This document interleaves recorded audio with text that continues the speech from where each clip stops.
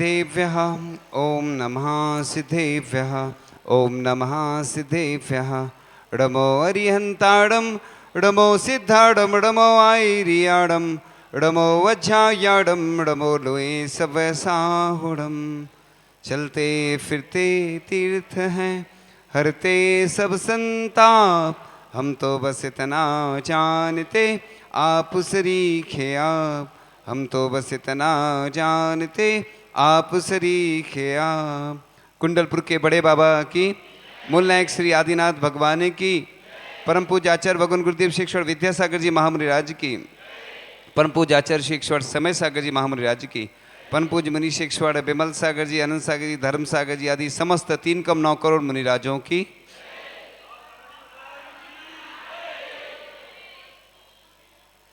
आदिनाथ भगवान, सुनिए, दिख तो रहा है कौन कौन बात कर रहा है ना?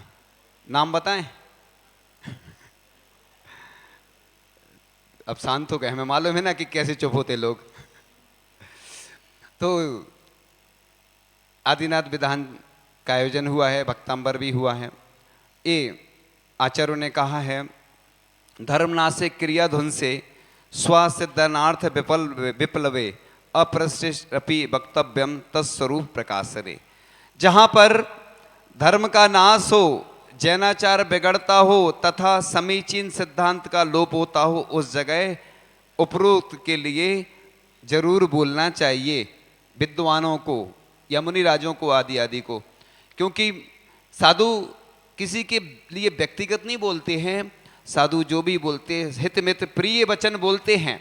अगर कभी साधु को कड़क बोलना पड़ता है तो आपको सुधारने के लिए, क्योंकि पहले के लोग बहुत सीधे साधे रहते थे, है ना? आजकल के लोग कैसे हो गए?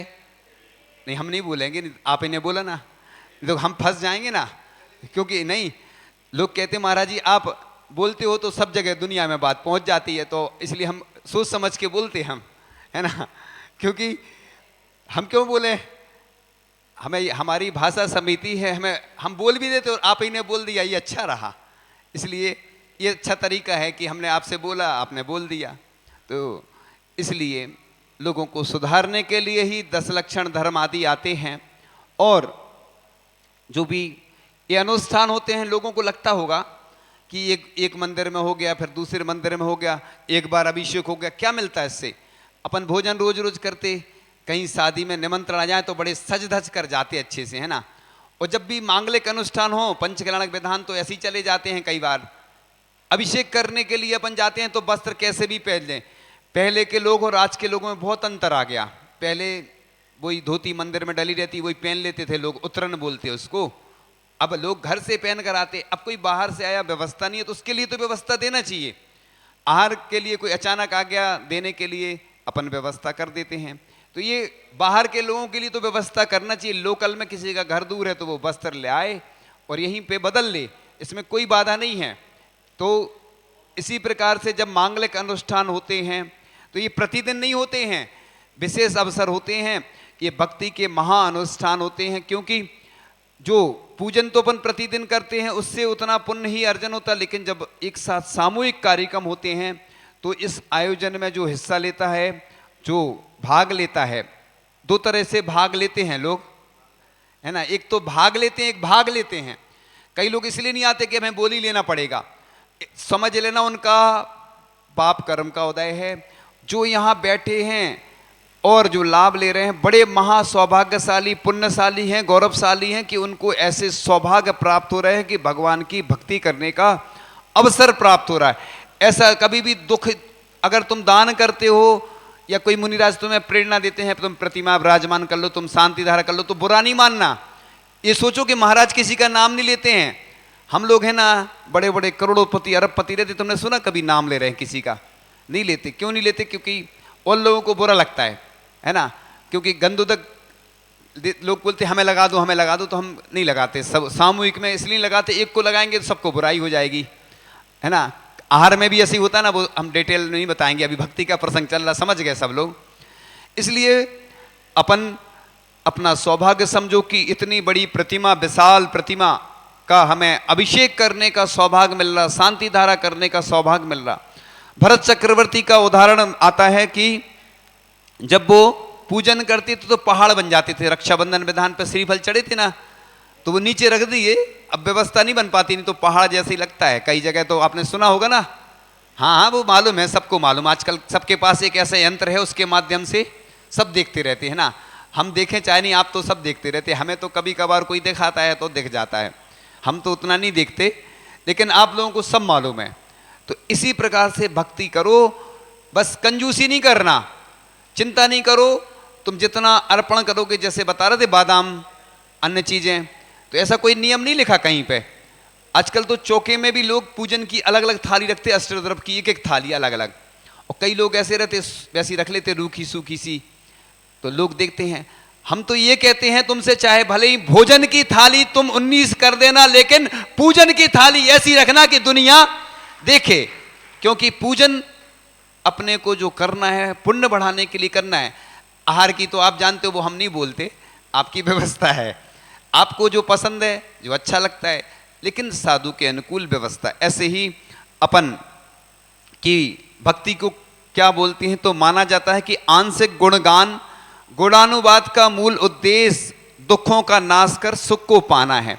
दुख क्या है, जो भी आपके दुख हैं, दुख तो सभी हैं, जो कष्ट हैं आपके, उनको दूर करने का उपाय क्या है, भगवान की भक्ति है। बड़े बड़े आचार्यों ने ये नहीं कहा कि हमारे कष्ट दूर हो जाएं, क्या कहा, भगवान आपकी भक्ति कर रहे बस हम। आज गणेश प्रसाद जी बंडी जा रहे थे परिक्रमा करने के लिए, कहाँ पे, सम्मेद शिखर जी की, और उनको प्यास लगती है, कंठ सूखने लगता है, आकुल व्याकुल परिणाम होने लगते हैं। उनने कहा, हे पार्श्वनाथ भगवान, अगर मेरा मरण हो गया तो लोग ये कहेंगे देखो वो गया था मर गया, अब नहीं जाएंगे लोग, सम्मेद शिखर जी आना छोड़ देंगे। ऐसे ही होता ना, कोई घटना घट जाती तो लोग मंदिर आना छोड़ देते, तीर्थ क्षेत्र पर जाना छोड़ देते, है ना। हम भी गए थे, साथ में सुना देते, हम किसी को अपनी बात नहीं बताते, आपको बता देते, लेकिन हम गए वंदना करने। कभी हमने शिखर जी की वंदना नहीं की थी, हम ब्रह्मचारी अवस्था में गए। मुनि श्री धवल सागर जी महाराज भी हमारे साथ थे ब्रह्मचारी अवस्था में। तो हमें ऊपर से उतरते समय चोट लग गई पैर में, और सूजन आ गई, और उधर कोई इलाज नहीं हुआ, वापस आना पड़ा।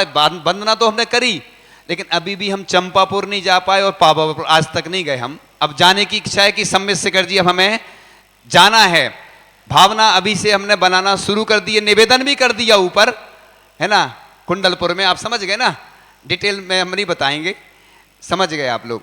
तो अभी से हमें पुण्य बढ़ाना शुरू करना पड़ेगा। मुनि श्री चंद्र सागर महाराज जी हैं, उनको सम्मेद शिखर जी कभी उनने वंदना नहीं की थी, लेकिन उन्होंने कई माला फेरी, कई उपवास किए, तब जाके आचार्य श्री ने आशीर्वाद दिया, तब जाके उनकी सम्मेद शिखर जी की वंदना हो पाई। तुम लोगों को तो क्या है, ट्रेन में बैठ तो लोग कहते महाराज जी आप दूर नहीं जाना, हमें दर्शन नहीं हो पाते, तुम्हें क्या पैदल आना है क्या, तुम लोग इतना विचार करते। हम लोगों को है कि हम लोगों को पद यात्रा करना है, तो हम लोगों को कई बार सोचना पड़ता है। अब हमें राजस्थान जाना है, वापस वहीं से आए थे हम लोग, है ना, तो राजस्थान जाना है तो धीरे धीरे धीरे पहुंच जाएंगे, है ना। हो सकता दूसरे प्रदेश चले जाए राजस्थान की जगह, संकेत तो राजस्थान का मिल चुका हम लोगों को, इसलिए तुम लोग आना जरूर, है ना, चिंता नहीं करना। यहाँ का खिमलासा का एक व्यक्ति गया था, हम नाम नहीं बता रहे, आप हमसे अलग से पूछ लेना, है ना, दर्शन करने गया था, बाकी लोग पास में, अरे समझा करो कुछ, फिर वो उन लोगों को दिक्कत, वही तो हम बता रहे, कहानी तो वही है ना पूरी, किसी का नाम लेने में ठीक नहीं रहता ना। फिर चलो, तो बात चल रही थी कि लाभ अधिक हो तथा आशा कम हो तथा सुख की प्राप्ति होती है भक्ति के माध्यम से। जब आशाएं शून्य हो जाती हैं तब परमानंद की प्राप्ति हो जाती है। इसलिए विद्यमान स्तुति किसे कहते हैं, विद्यमान अल्प गुणों का उल्लंघन कर उन गुणों की अधिकता का कथन करना स्तुति है। कुंडलपुर की बात थी, मुनि श्री प्रणम सागर महाराज जी के पास हम बैठे थे, गर्मी का समय था, और हम लोग मुनिराज तो हैं, कोई बड़ा है कोई छोटा है, लेकिन जब हम लोग संग में रहते थे तो लगता नहीं था, है ना, कि छोटे बड़े का भेद खत्म हो जाता है जब हम लोग वैयावृत्ति करते हैं और आपस में जब बात करते हैं।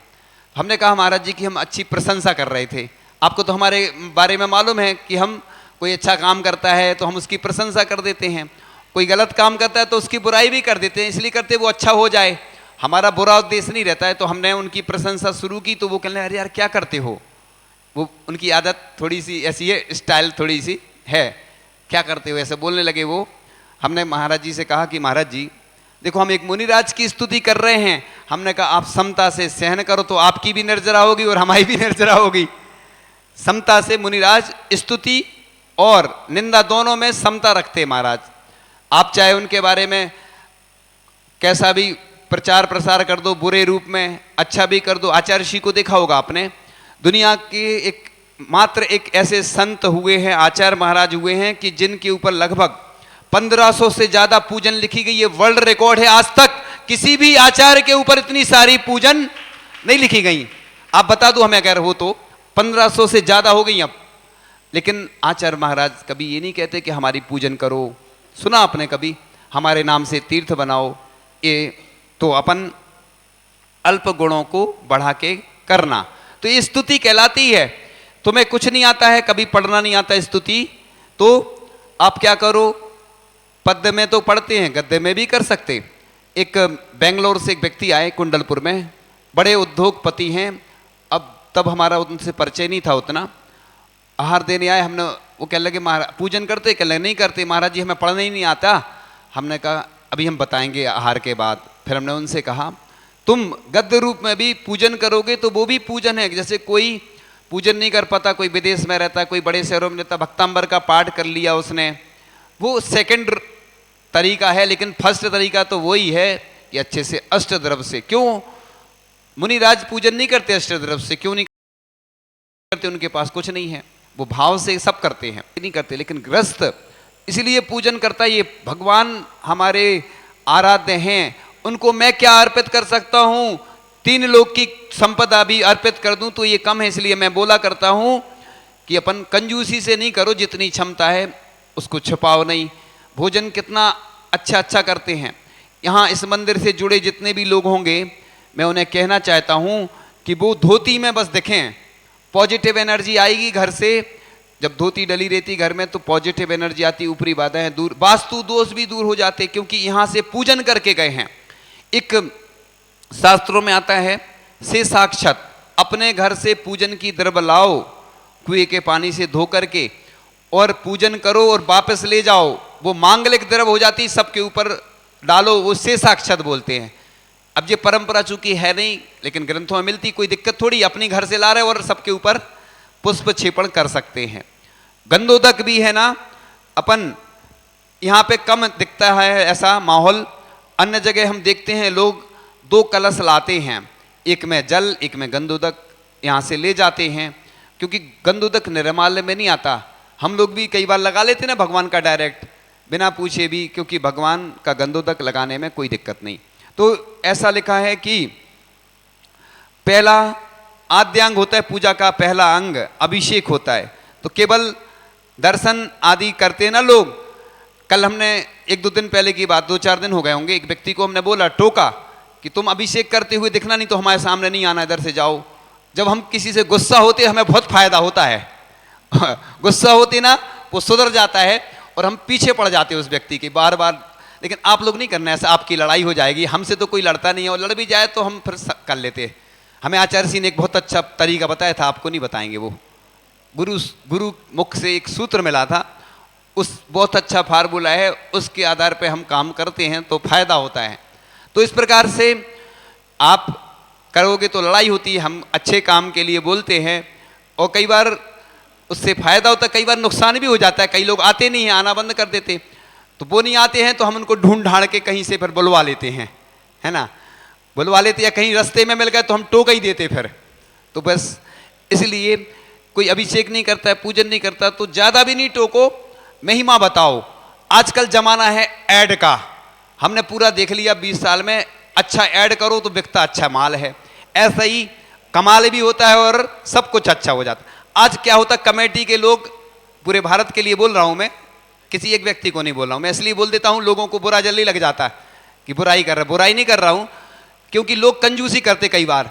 अरे हमने तो देखा, आज तक हमने जितने पंचकर्णा कराए, जितने विधान कराए, आज तक घाटे में नहीं हुआ। इतना तो आचार्य जी का आशीर्वाद है, प्रभु की कृपा, आज तक कोई कार्यक्रम घाटे में नहीं हुआ। तो इसलिए आप चिंता नहीं किया करो, हमारे ऊपर विश्वास करो। आप भीड़ आएगी और अच्छा अनुष्ठान होगा, सब अच्छा होगा। तुम लोग बस जितनी शक्ति है उसको छिपाना नहीं, सहयोग करना, चिंता नहीं करो। अपना जैन धर्म कंजूसों का धर्म बिल्कुल नहीं है, ये भूल जाओ आज से। लोग कहते कि हमें महाराज जी स्वधर्मिंद बनना है, हमें माता पिता बनना है ना। कोई हमारे पास आया था, महाराज जी फॉर्म दे दो, हम नाम नहीं बता रहे, आया था, हमने कहा हम दे देंगे माता पिता बनने के लिए। अच्छी बात है, पहले से फॉर्म ले लोगे तो फायदा होगा, सोचने समझने का अवसर मिल जाएगा। घर में चर्चा अचानक होता है तो लोगों को पता नहीं चलता, जैसे लोग बोलते पता ही नहीं चला हमें कब हो गया, हमें बताया नहीं। जितने लोग आते ना, जब अभिषेक हो जाए, पूजन हो जाए, कोई अच्छा कार्य हो जाए, हमें पता ही नहीं चला, बताया नहीं किसी ने। इसलिए अच्छे से खबर दे दिया करो लोगों को, क्योंकि बेखबर रहते लोग, सोते रहते ना।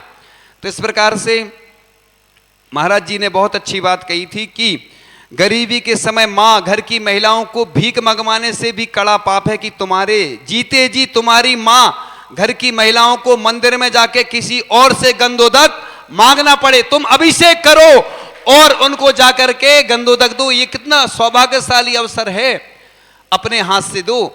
इधर तो हमसे कहते महाराज जी हाथ लगा दो, महिलाएं कहती महाराज जी हम गंधोदक ले लें।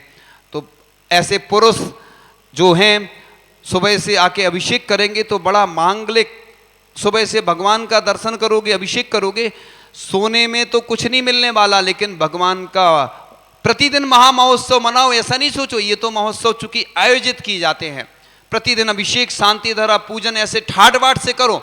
हमने देखा है लोग बड़े शादी विवाह है, अपने मैरिज एनिवर्सरी तो ऐसे ठाट बाट से करते जैसे पूरी दुनिया देख ले, और भगवान के काम उदासीन होके करते। हम आते हैं ना, जब देखते हैं शांति धारा होती तो ऐसे बिल्कुल हो जाती चुपचाप बिल्कुल। इसमें किसी ने मना किया क्या? तुम्हारे आहार हो चाहे कोई अच्छे धार्मिक अनुष्ठान हो, अच्छे से किया करो, चिंता नहीं करो, है ना। तुम्हारी प्रसिद्धि भी फैलेगी। और घबराते हैं, डरते हैं, कंजूस हो जाते हैं। कंजूस बिल्कुल कंजूसपना छोड़ दो। इस प्रकार से ऐसा लिखा है कि 1000 मुनिराज भी आशीर्वाद दें। इतने सारे तो मिलते भी नहीं होंगे, 1000 मुनिराज हमने भी नहीं देखे आज तक, है ना। 1000 अपने संग में भी नहीं है, और 1000 मुनिराज भी आशीर्वाद दें, उससे भी ज्यादा मंगलकारी है अपने घर के पुरुष खुद गंधोदक बना के अपने घर की महिलाओं को, बच्चों को लगाएं। यहाँ तक कि जैसे नौकर हैं, पशु हैं, उनको भी गंधोदक लगा सकते। आपको मालूम है कि भगवान को आप लोग छू सकते क्या? पुरुष वर्ग छोड़ के, शुद्धि वाले छोड़ के नहीं छू सकते, लेकिन गंधोदक तो सब लगा सकते, क्योंकि भगवान का गंधोदक है। इसलिए सूतक आदि में भी मना नहीं किया है, दूसरे से लेकर लगा सकते हैं। और आप 2 कलश रखना, एक कलश में गंधोदक, एक में जल। जिससे क्या होता, आप लोग हमारे पास भी लाते हैं, कई लोग गंधोदक लाते हैं अकेला और जल लाते नहीं है। अब पहले हाथ तो धोना पड़ेगा ना, तब गंधोदक लगाएंगे। व्यवस्था तो वो, जैसे यहाँ पे बात चल रही थी, भैया जी ने कहा हम तो हर जगह बोलते हैं। अब हम भी बोलते बोलते थक जाते ना, क्योंकि बार बार बोलो, लोगों को लगता है कि बस। हमने बोला एक व्यक्ति से बड़े मंदिर में कि भामंडल लगना चाहिए, हम ऐसा नहीं बोलते, लगना चाहिए, भगवान का ऐसा अच्छा नहीं लग रहा। तो बस तुरंत एक व्यक्ति ने बोल दिया कि भामंडल हमारी ओर से। हमने कहा चमर लगना चाहिए, चांदी के चमर, स्वर्ण की पॉलिश और रत्न का चमर, 2 चमर हो, और छत्र भी ऐसे ही हो। काम करो तो अच्छा करो, कंजूसी क्यों करो। तो हमने एक बार बोला था बंधा जी में, अजितनाथ भगवान के सामने, तुरंत एक महिला थी, तो हमने बोला, जयपुर की आई थी, तो हम जानते नहीं थे, प्रतिमाधारी थी। हमने उनसे बोला कि आप महिला मंडल के द्वारा ये करवा देना। और बाद में वो खुद लेके आई अपने पति के साथ, और छत्र चमर भामंडल आदि में जो भी थे उनने खुद लगवाए। इसलिए बहुत सारे लोग हैं इधर, हमें मालूम है सबका। इसलिए जिसकी भी भावना हो, नहीं तो कोई बाहर वाला, उस दिन आपको मालूम है पाटनी जी आई थी, उनने कमलासन के लिए स्वीकृति दी, और त्रिमूर्ति में भी एक समोसरण बाकी था, तो उन्होंने अपनी भावना। तो दान देने वालों की कमी नहीं है, ना तो कंजूसों की कमी है, ना दान देने वालों की। चिंता नहीं करो, हम यही भावना करते हैं, भगवान आपकी व्यवस्था कौन करेगा, आपकी व्यवस्था कौन करेगा, क्योंकि आप सबकी व्यवस्था करते हो। इसलिए भगवान का मंदिर कोई नहीं बनाता, भगवान की प्रतिमा कोई विराजमान नहीं करवाता, भगवान अपनी प्रतिमा खुद विराजमान करवा लेते हैं भक्तों के माध्यम से। इसलिए तुम भूल जाओ कि हम करेंगे, हम नहीं करेंगे तो कोई दूसरा नहीं करेगा। इसलिए भक्ति पूजा के माध्यम से 3 लोक में वह व्यक्ति दर्शन पूजनीय व स्तवनीय होते हैं। इसलिए कहते हैं ना, भक्ति से सुंदर रूप की प्राप्ति होती है। इसलिए जिनेंद्र भक्ति ही समस्त पापों को नष्ट करने वाली है, साथ ही साथ पुण्य का बंद कराने वाली है, परंपरा से मुक्ति कराने वाली है। भक्ति और स्तुति प्रभु परमात्मा से मिलाने व आत्मा, हम वो सुना रहे थे, 1 मिनट ध्यान आ गया, सुनो। बर्णी गणेश प्रसाद जी बर्णी का सुना रहे थे, वो पूरा नहीं हो पाया ना, सुनो इधर। मंदिर में बैठी कई सखियां, आगे नहीं बताएंगे बस, सुनो इधर, सुनो। आवाज आ रही है पीछे से, आपकी ज्यादा आ रही, हमारी कम आ रही। सुनो, गणेश प्रसाद जी बर्णी परिक्रमा लगा रहे थे या वंदना कर रहे थे सम्मेद शिखर जी की, और हुआ यूं, उनको प्यास लगी तो उन्होंने भगवान से प्रार्थना की, हे भगवान मुझे जल की प्राप्ति, नहीं जल की नहीं, हे भगवान मुझे प्यास लग रही है, अब आप जानो। ये नहीं कहा उन्होंने कि जल की प्राप्ति हो जाए। आगे चलते हैं, थोड़ा देखते हैं, आगे बढ़े तो क्या हुआ कि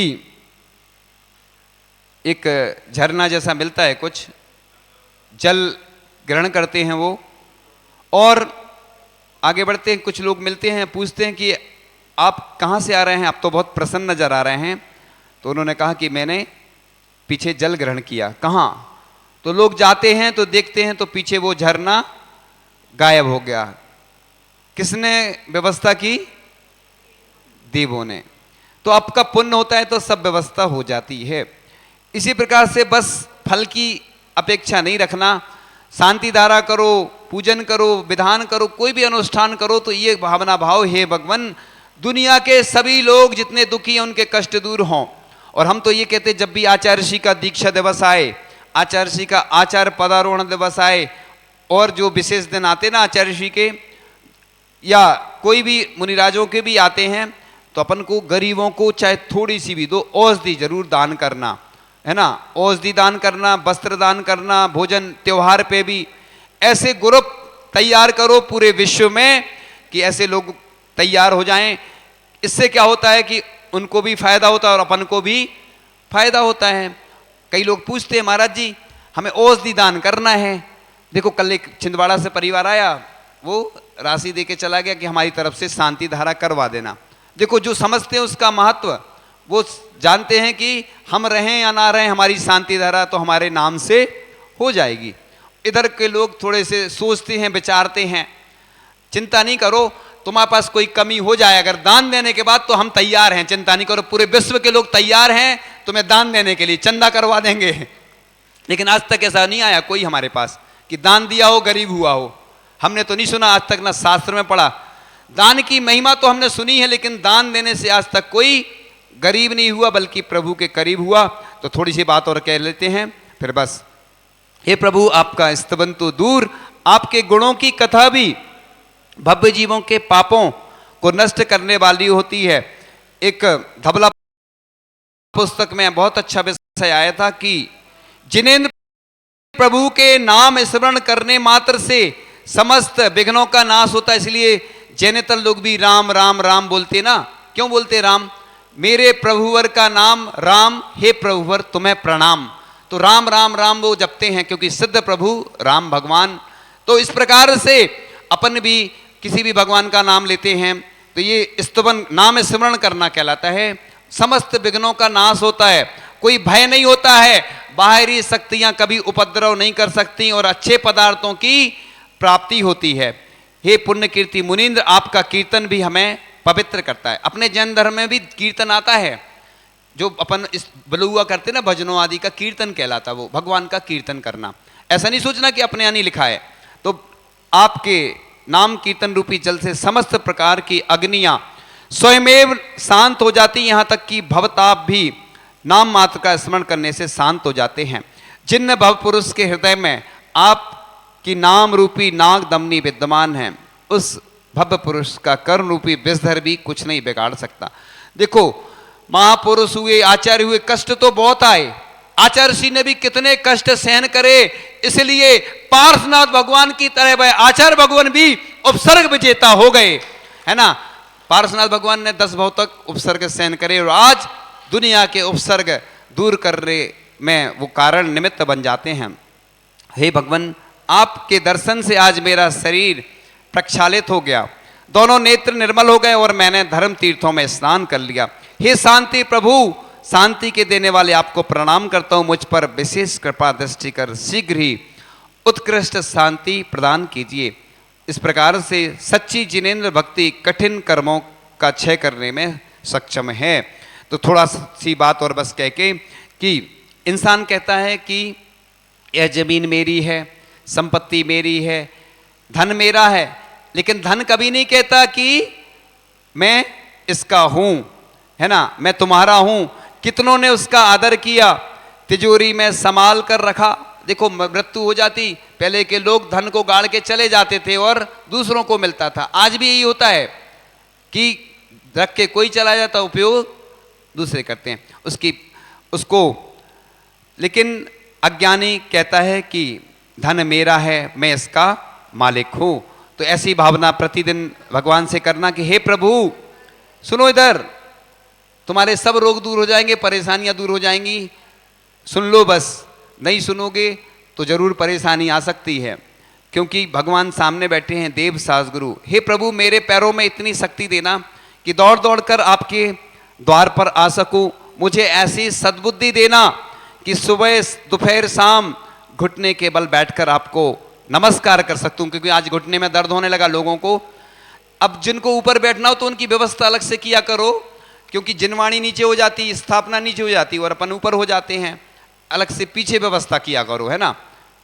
तो इसलिए जब तक जीऊं जिब्बा पर आपका नाम रहे, प्रेम से भरी हुई आंखें देना, श्रद्धा से झुका हुआ सिर देना, सहयोग करते हुए हाथ देना, सत्पथ पर चलते हुए पैर देना और स्मरण करता हुआ मन देना, अपनी कृपा दृष्टि और सद्बुद्धि देना। इस प्रकार से यह भावना आप लोग प्रतिदिन करें, जिससे आपका कल्याण हो। और जो महामहोत्सव होना है, आदिनाथ भगवान का महामस्तकाभिषेक होना है, हो सकता है ऊपर भी हो जाए, अभी ऊपर का कोई क्लियर नहीं है, क्योंकि जब अनुष्ठान हो एक साथ सब हो जाता है, बार बार फिर अनुष्ठान नहीं हो पाते हैं। साधु संत भी कभी कभी आ पाते हैं और जनता भी बहुत व्यस्त रहती है, काम इतने हैं लोगों के पास, गांव में ज़्यादा व्यस्त रहते हैं। कई लोग रात्रि भोजन करते हैं। हमने बोला तुम अमेरिका में रहते क्या, पास में दुकान है, घर में भी दुकान है, आसपास है, आ जाओ भोजन दिन में कर लो। महिलाओं को शाम की कक्षा में आना पड़ता, बेचारी आ नहीं पाती। पुरुष ये सहयोग करेंगे ना, तुम्हारा रात्रि भोजन का नियम पलेगा, तुम्हारा पुण्य बढ़ेगा। महिलाओं को सहयोग करें जिससे वो की कक्षा में आ सकें। ये पूरे भारत के लिए बोल रहा हूँ मैं, इसलिए बोल रहा हूँ कि महाभारत नहीं हो जाए क्योंकि भारत में महाभारत जल्दी हो जाती है, इसलिए हम रामायण की बात करेंगे, महाभारत की बात नहीं करेंगे। आप लोग सहयोग करें और इस महा महोत्सव को और अच्छे से संपन्न करें। कल जल्दी आना है, 5:30 का टाइम दिया था, भैया जी ने 6:30 कर दिया। हम 5:30 इसलिए बोलते, 6 का बोलेंगे तो लोग थोड़ा लेट ही आते हैं, सुबह से उठने में दिक्कत हो जाती। एक दिन के लिए एडजस्ट कर लिया करो। और सब मंदिर वालों को भी बोल रहे कि अभिषेक यहीं पे होगा, कल सब जगह प्रक्षाल करना, एक एक वेदी पे सिर्फ एक व्यक्ति अभिषेक करेगा, वही पूजन करेगा। अगर तुम हमारी बात मान लोगे, कल का नज़ारा ऐसा होगा आपने अभी तक देखा नहीं होगा। ऐसा नज़ारा होगा, पूरी दुनिया वो नज़ारा देख के आनंदित होगी, क्योंकि आप लोगों को शौक तो है कि हमारा नज़ारा दुनिया देखे। दुनिया तब देख से जैसे श्रीफल खूब सारे चढ़े तो पूरी दुनिया में खबर हो गई कि नहीं। काम अच्छे करो, हम क्या है, हम कंजूसी से नहीं करते काम। काम करो तो अच्छा करो, नहीं करो नहीं। भगवान का काम है, देवशास्त्र गुरु पंच परमेष्ठी का काम है। इस महोत्सव को महा महोत्सव बना करके आपको सहयोग करना है और अच्छी व्यवस्था होगी। यहाँ पर जगह भी पर्याप्त है, पूरे लोग बन जाएंगे, जो नहीं बनेंगे वो बाहर से देख लेंगे। इसी प्रकार से आप लोग आयोजन करते रहें और सबको जोड़ते रहें। तो इस प्रकार से जब सीता को विघ्न आते थे तो वह अभिषेक करवाने के लिए कहती थी सीता, पद्म पुराण में ऐसा उल्लेख आता है। इन्हीं भावनाओं के साथ आप लोग जितने भी अनुष्ठान हों अच्छे से संपन्न करें, है ना। और शिविर में सबको भाग लेना है, आपको प्राप्त हो जाएगा फॉर्म, ठीक है।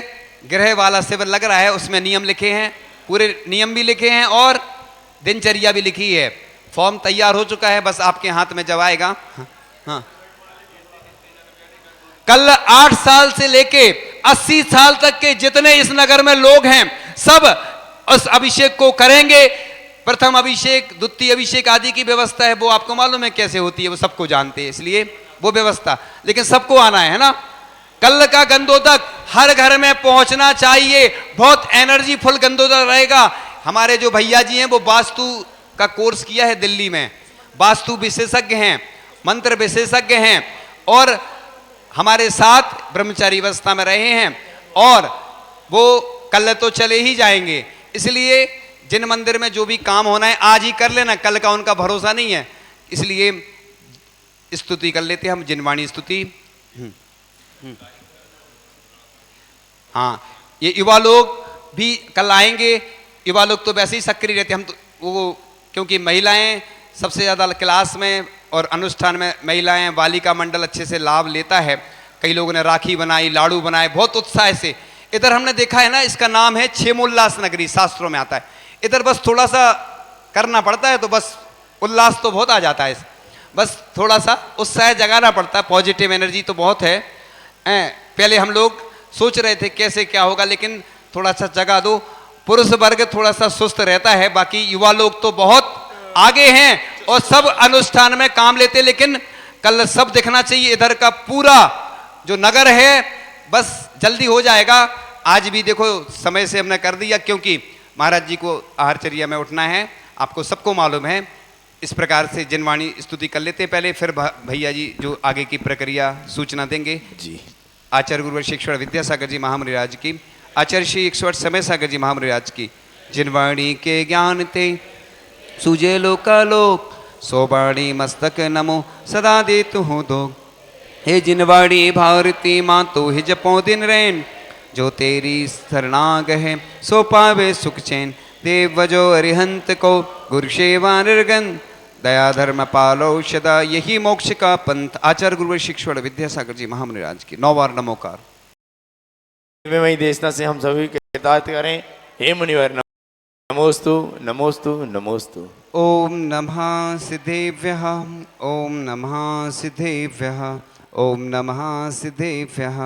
णमो अरिहंताड़म, णमो सिद्धाड़म, णमो आयरियाड़म, णमो वज्रायाड़म, णमो लोए सबसाहुड़म। चलते फिरते तीर्थ हैं, हरते सब संताप, हम तो बस इतना जानते आप सरीखे आप। हम तो बस इतना जानते आप सरीखे आप।